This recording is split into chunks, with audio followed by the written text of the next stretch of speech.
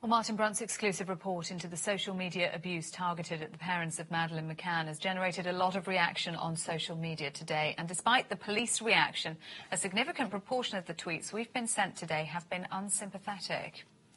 Well, with us now are Jamie Bartlett. He's the director of the Centre for the Analysis of Social Media at the think tank Demos, which has conducted research into online trolling. Also with us are the solicitor Rupinder Bains, managing director of Pinder Rue Associates, and an expert on defamation and internet law. And with us too, the psychotherapist Lucy Beresford. And probably a psychotherapist is what we really need, Lucy. Why do people do this?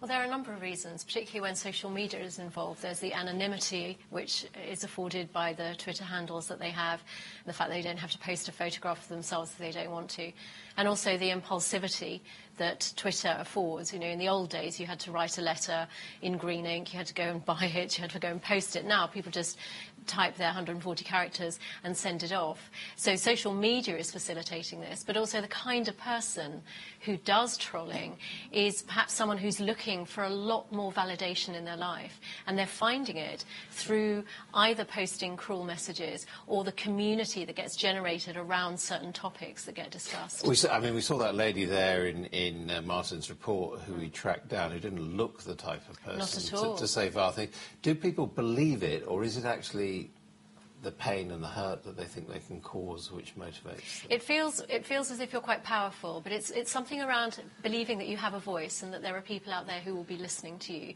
and that by that very message you are feeling validated about yourself. Rupinder Bains, we saw in Martin's report that some people on social media are urging violence and encouraging violence against the McCanns. What are the legal ramifications of that?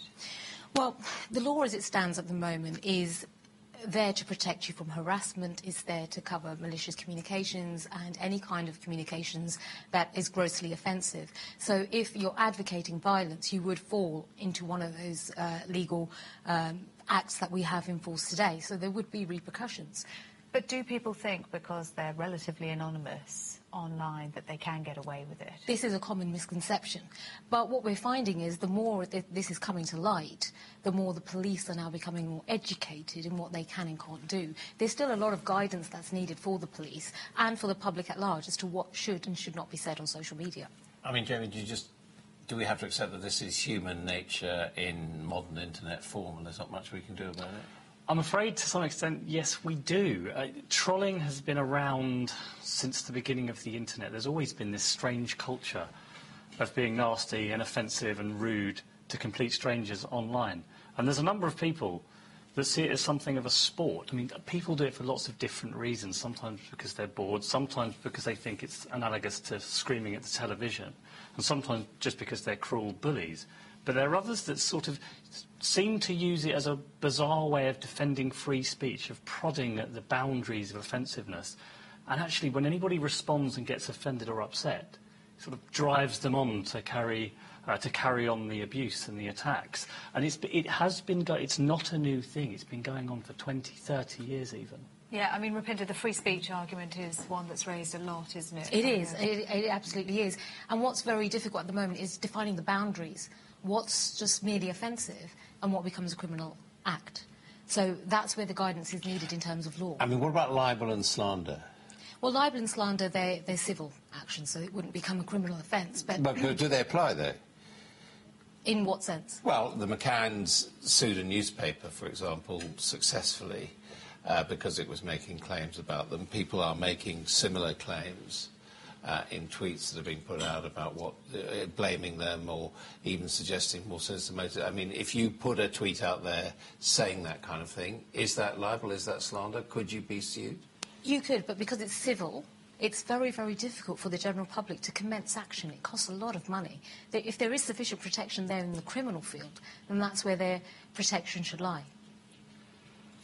Lucy, what do you think is the best way to deal with it if you are a victim of this? If you're a victim, you have to ignore it. I mean, certainly on Twitter there are ways of blocking people so that you don't see them again. And in the old days, people would gossip about us behind the bike sheds, but we wouldn't know. Now we can hear what people are saying about us behind the bike sheds. The whole thing is ignoring it. Retweeting someone's tweets only really gives them that sense of superiority or power that they're secretly looking for. So don't give them that. Don't give them the classic oxygen of publicity. Just delete, or if it's a tweet, block them. I mean, it's extremely difficult to stop this, partly because it's very easy to set up a new account. You can block an account, Twitter can take an account down, but it doesn't take long. And we've seen that with high-profile cases of trolling, exactly. haven't we? With Stella Creasy, for example, with Caroline Criado-Perez. Precisely, and effect. Sometimes it's a small number of people that are just running multiple accounts and generating what appears to be more abuse than is really taking place. But there have also been cases, have there not, Lucy, of children, of bullying within small social groups and taking it into the home online. Yes, I mean, that's the scary thing, is it's, you know, literally in the palm of your hand now. At least when you got bullied in the old days, you could retreat within your home, but now the bullying is taking place there. And it is hard. In many cases, it means, for the school children, eliminating your social network, because the bullies are coming from within your social network. And Jamie, are there particular groups of people, sorts of people that are targeted and doing the targeting? It's true that people with a public profile, high public profile, especially anybody that sticks their head above the parapet and says anything slightly controversial, is nearly always now targeted online for some kind of abuse and trolling. Both men and women get it an awful lot. Piers Morgan, we did some research. Piers Morgan, I think, is the single most trolled person on Twitter. And he retweets a lot of it. He retweets a lot of it, and he seems to somehow enjoy it, bizarrely. But there's a large number of people that get sort of consistently and repeatedly trolled by people, and I think mostly they tend to ignore it because they get so much of it that it washes over them. I think it's more difficult when you're somebody that's not so much in the public domain, where you don't have a public profile and you're being targeted, and I've seen this happen on Twitter and elsewhere, when you're being targeted by anonymous people that you don't know, and that actually can be far more terrifying than when you're a well-known celebrity. Yeah, I mean, Stella Creasy talked about that, didn't she, that she had a public platform by which to make her complaint and to be heard. For others, they don't have that. That's exactly right. So we hear it more when it happens to celebrities. What we hear less about is the fact that it takes place all the time, and often with people who have no real recourse to go to the... I mean, it sounds as if the law is not going to sort this one out. Not in the short term, no. Apparently there's some debates going on in Parliament at the moment. They're looking to increase sentencing guidelines. There's a lot being discussed. But the general problems of the internet, the anonymity that Jamie just mentioned, that's always going to be an issue. The ease with which one can open an account, that's always going to be an issue. So it is about developing a much thicker skin, which sounds really cruel. Yeah. But if you have sufficient ego strength to be able to just let it wash over you, which presumably Piers Morgan has, then you cease to give them the power. That's right, because anonymity is so important as well, for lots of reasons. I'll leave you there. Thank you all very much indeed. Thank you. Well, that's all from Sky News tonight. But you can